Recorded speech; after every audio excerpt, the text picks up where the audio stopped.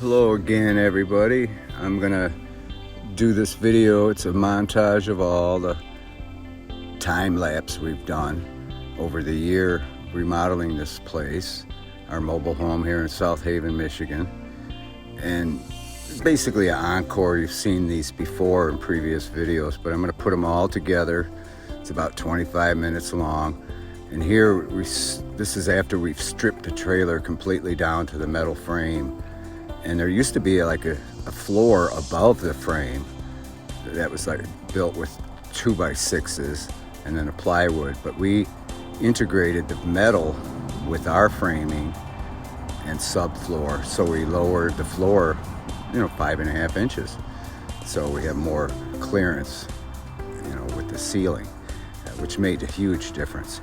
So here we're putting in the new subfloor.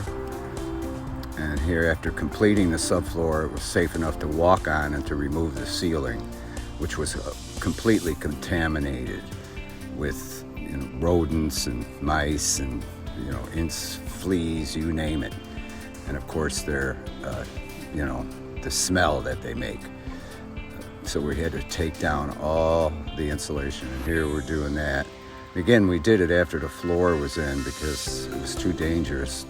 The floor that was in there was compromised. You could actually fall through it. So here we're removing all of the insulation and kind of cleaning them up as we go, keeping everything neat. And here I'm removing the insulation that's up on the roof itself. And it was on top of the rafters. So we had to remove all that too. All of that was also contaminated. So we had to very carefully and meticulously remove it all. Because when we first started, the odor was just, you couldn't even bear it.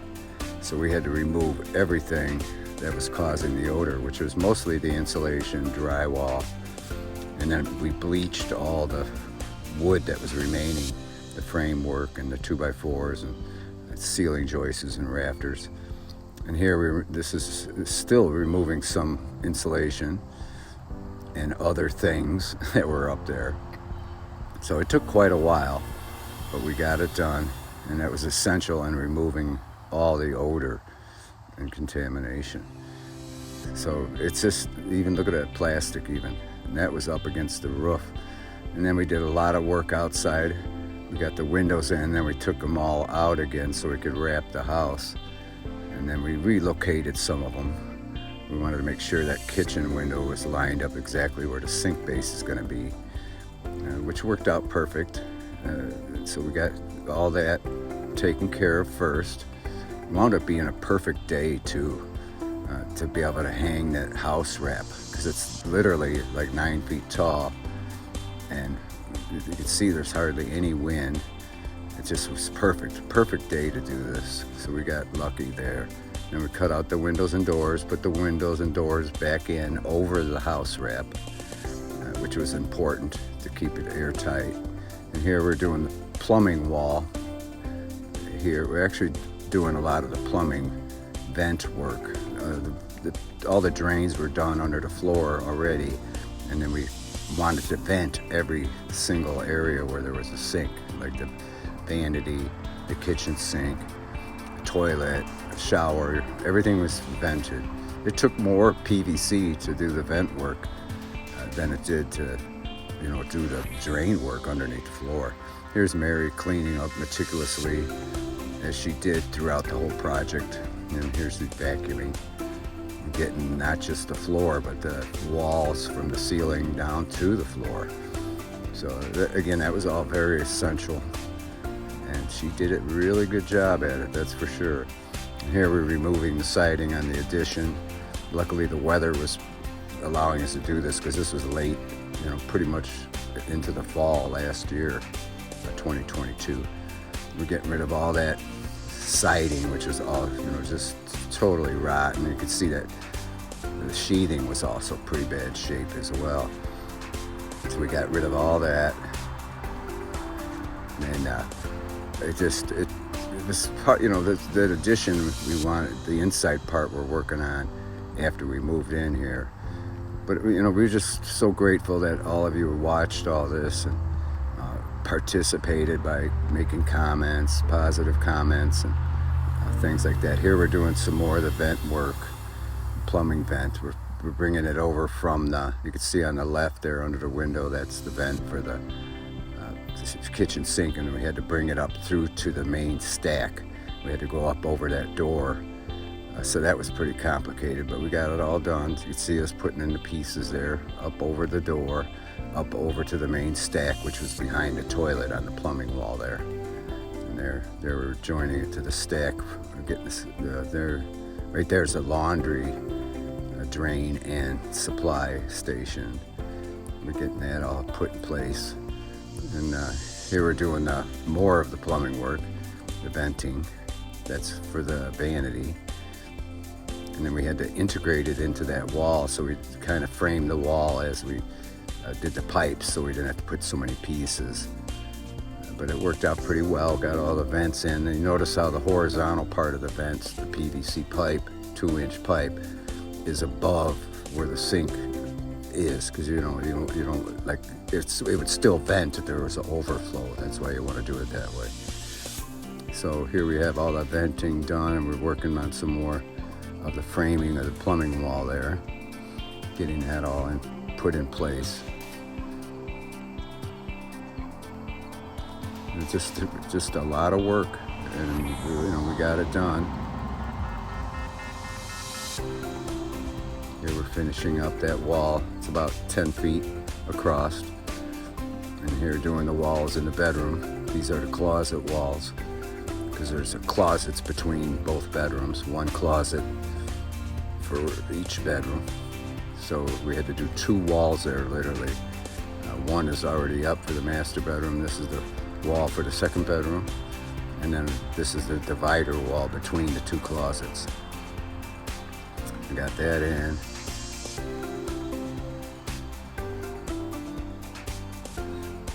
And then here's the adjacent wall of the bathroom. We couldn't put that, we constructed it, put it in place, and then we had to place the tub before we secured it. See, we put the tub in there, and then we secure the adjacent wall in the bathroom into the second bedroom. We also insulated that wall as well.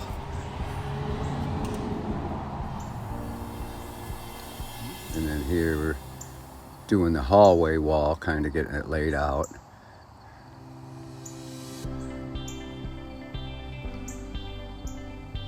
Marking center, 16-inch center, which you have to maintain throughout. That way you save on material as far as drywall and whatnot. Here we're fixing the foundation on the addition. All those cinder blocks were out of place, so we had to redo all that before we did the deck there. That goes into the addition and into the trailer. So we had to fix all the cinder blocks first, which we did. And then now we can do the deck. So this is us doing the deck that goes to both of those doors and the steps. So we're getting it all prepped and doing a ledger board first, which goes under the doors and against the building. We call that the ledger board. And then we flashed it. Did everything properly. 2x8 ledger board, making sure it's perfect. Getting the flashing on right now, which goes over the board and underneath the siding. So once that's complete, we can actually start working on the deck itself, the framing, which is 2x8, 16-inch on center. And we only needed 1 post there on the outer corner, because the 2 sides were attached to the house, the building, the trailer and the addition there. So we only needed 1 post on the extreme outside corner.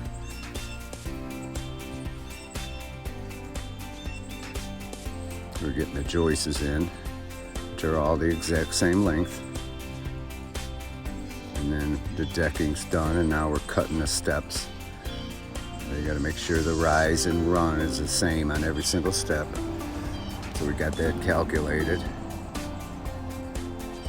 There we got the stringers going, cut and installing. Now we can put the rises and treads on them. So we got all 3 stringers. There's the rise, the tread, putting the other rise and treads on. And there you have it. And we worked outside whenever we could, and then we back inside here, completing some of the framing, the hallway in particular. Which, by the way, the cats all like that hallway. It's long and wide, and they run up and down it all day and night.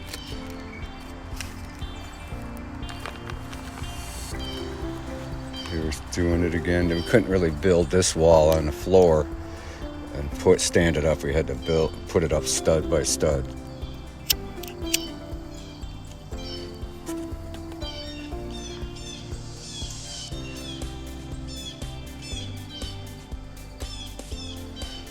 It was pretty involved. Here, and then here we're continuing, making sure we mark the top plate and sill plate identical on the floor. That way the top marks match the bottom marks, so you don't have to really plumb each one. Once you get the sill plate and top plate position, then the plumbing is automatic as far as the plumbness of the boards. Each stud, you just go on to the mark, and then you put a header over each door opening. It doesn't have to be a support header either, because it's a mobile home. You don't need no support basically anywhere. So we didn't have to get it elaborate on that. We were doing the opening into the bathroom. And here we're back outside. We completed the wrapping and the taping around the window. Now we're putting up the pink 1/4 inch thick insulation, which really makes a huge difference, and that goes over the sheathing.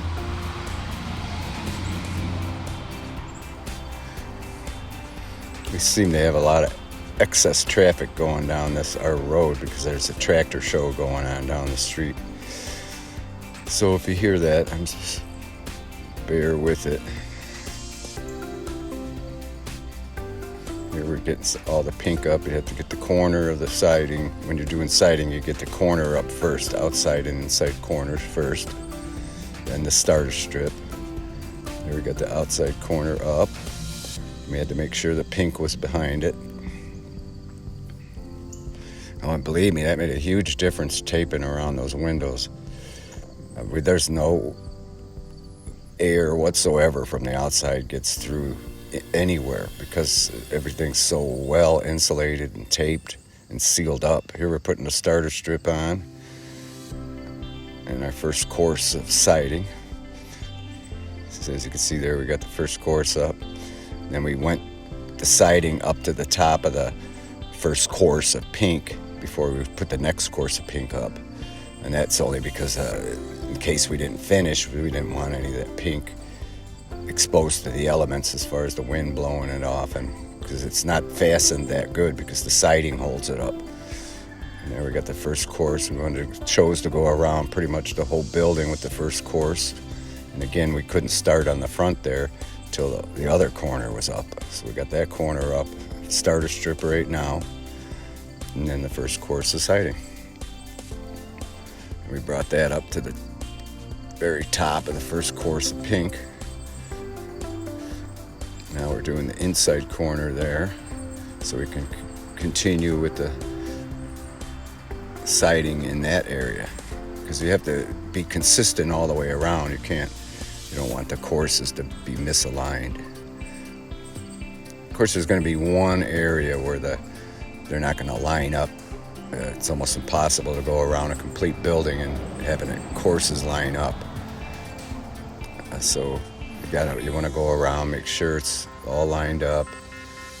As we're doing there, we got the inside, that's all lined up. Now we're doing the west side. This is the east side, I'm sorry. You see how we got the windows all taped, that taped around the doors, everything. Got the pink going, got the corner already up on the right there. So we should be able to start the siding right there up to the door. And then against the door, we had to go all the way up with the pink so we can get the J channel up around the door casing, the brick mold they call it. See how we got the pink going up the side of the door so we can run the J channel.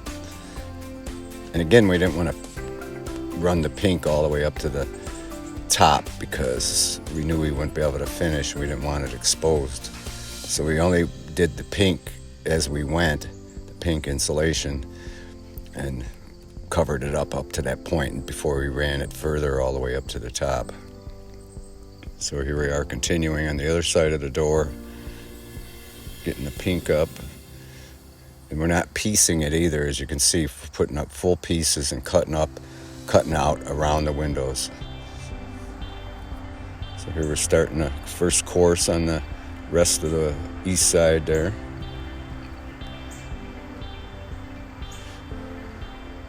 See how we got the ledger board already there for the deck in the back. See where this is the top course of the pink. See how we put the full piece up and then cut around the windows. You don't want to put a bunch of pieces just to, you're not really gaining anything really, and it's not wasteful this way. It's actually the best way to do it. See, we're have to cut around the window. The windows have built-in J channel, so we didn't have to put channel around them.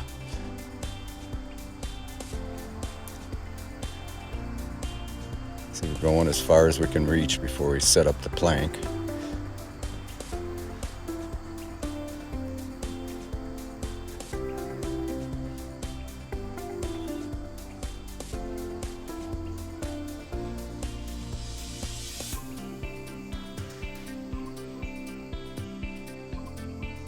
Setting up the light now, getting the light fixture. We had like plaques, vinyl plaques that go up where the light fixtures do. This is the front of the building, the north end. Had to put the house number up first. We used mahogany with reflective numbers on it.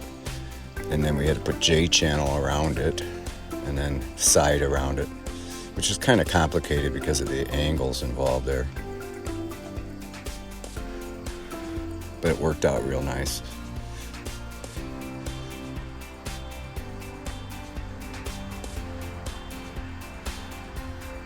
Here we're putting the pink up on the west side,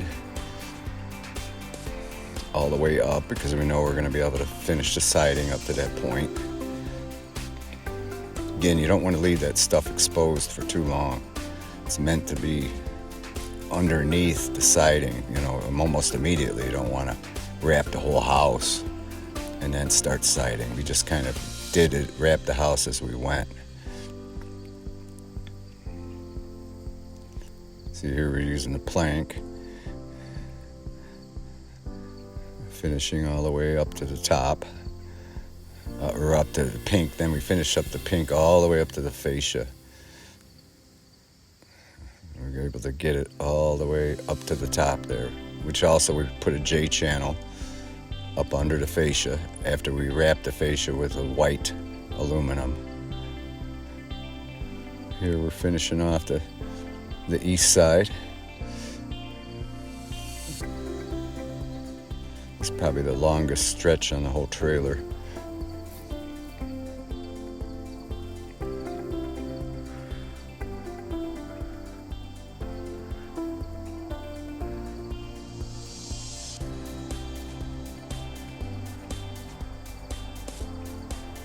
Getting it up to the top of the pink before we run the next course of pink. I think it was like 4 feet high. See how it comes folded in full piece? It comes in pretty long lengths, and we made it full lengths and cut around everything as wherever possible, because the pink is more efficient if you do it that way.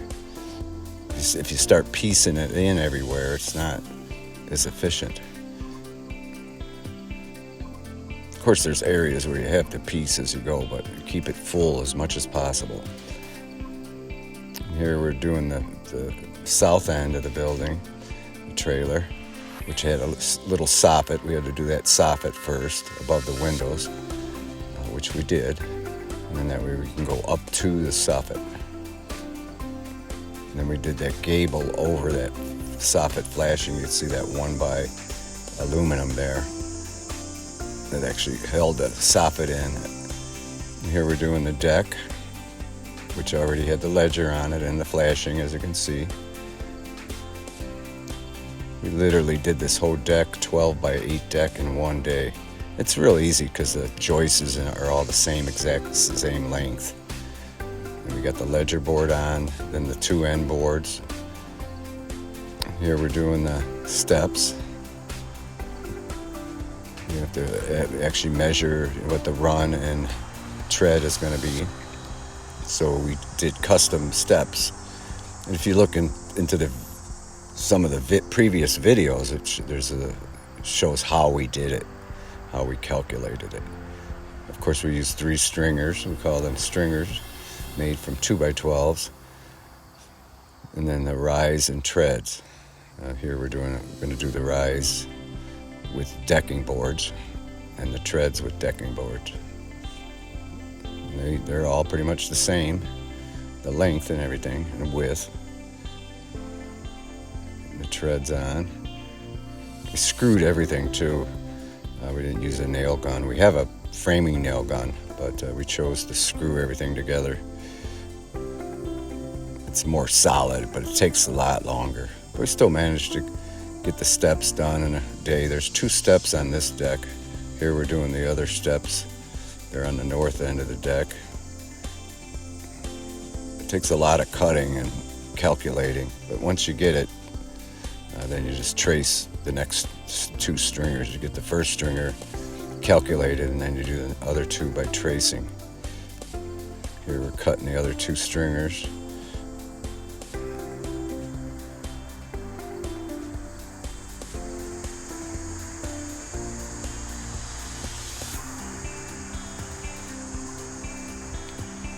Okay, there's the other steps.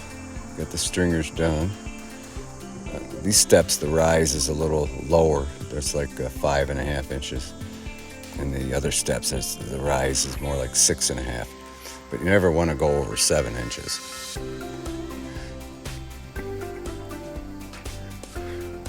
I've lived at places where the rise was like 8 inches. See, there's the rise is going to be 6, almost 6. I think it's like 5.5, 5 3/4.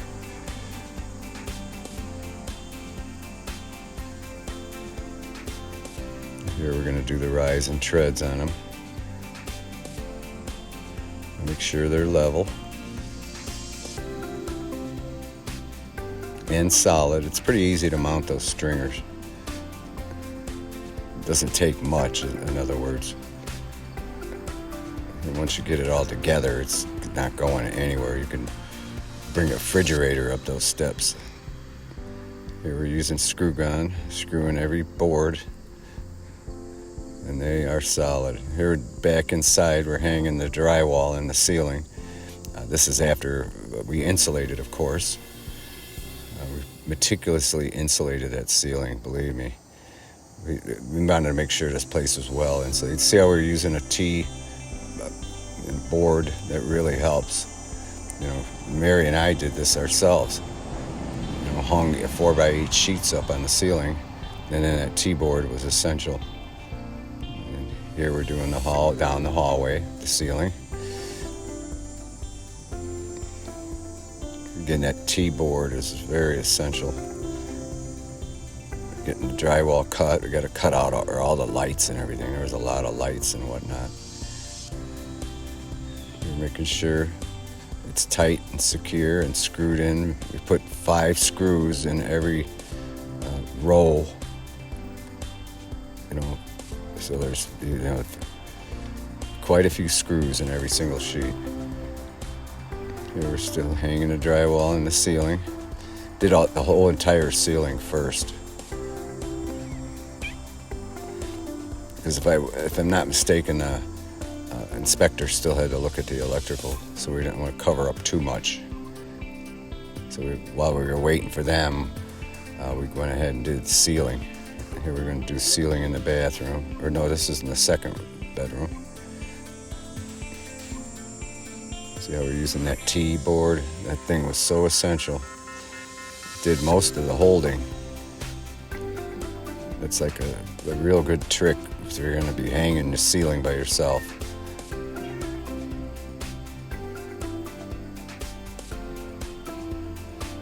Got that room done.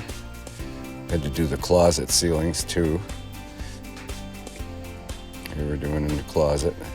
This is the master bedroom, I believe. See how we're running the drywall across perpendicular with the ceiling joists.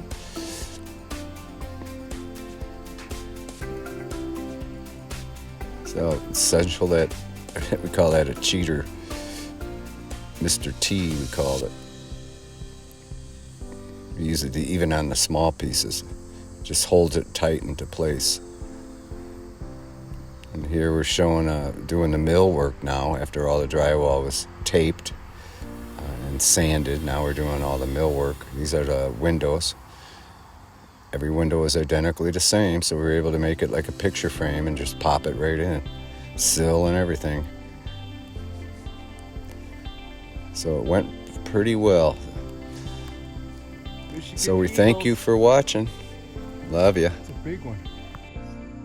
I'd say that wingspan is about 6 feet. Got a 6-foot wingspan, I'm thinking.